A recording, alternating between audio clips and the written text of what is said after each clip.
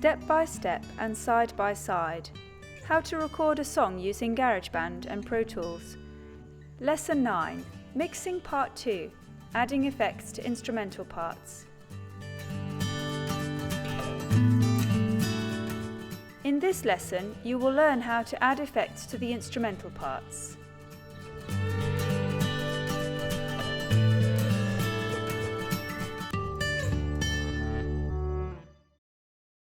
There are 3 instrumental parts in this song: the piano, the acoustic guitar, and the bass. In GarageBand, you can add effects such as EQ and reverb to instrumental parts just as we did in Lesson 8, or you can use the various preset effects. Let's have a look at some of these. For the piano track, I plan to add a little reverb, possibly look at the EQ, and maybe add some compression if needed. I'm going to leave the EQ as it is.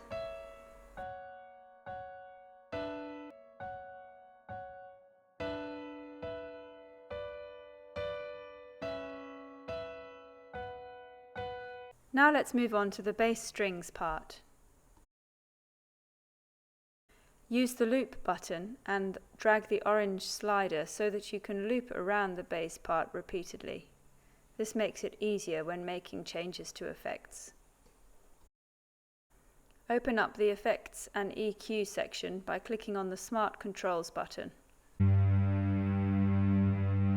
Clicking on the Analyzer button will show you the frequency ranges that are triggered when your instrument plays. For the bass strings, mostly the lower bass frequencies are being triggered significantly. I want to try and boost these a little, so I'm going to experiment with this.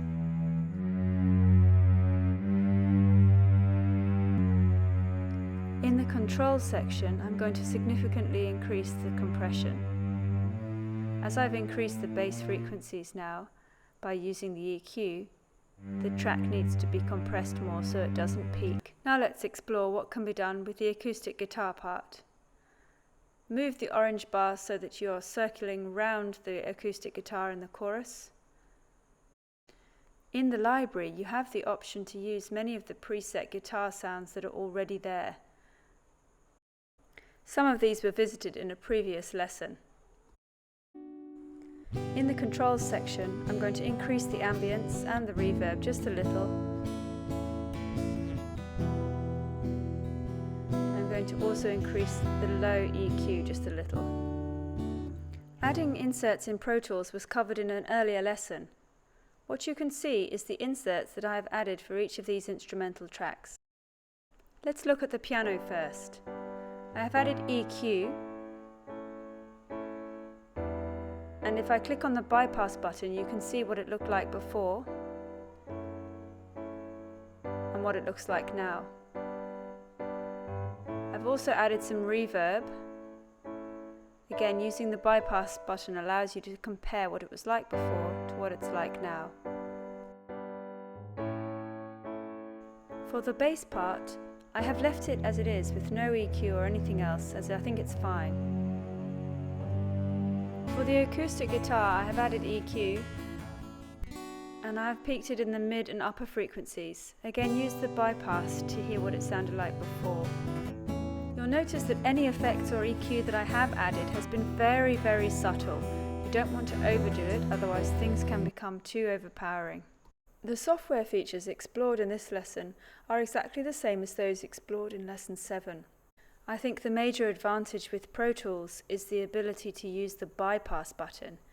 This makes listening to effects and inserts much quicker because you can quickly compare what it was like before and what it was like after.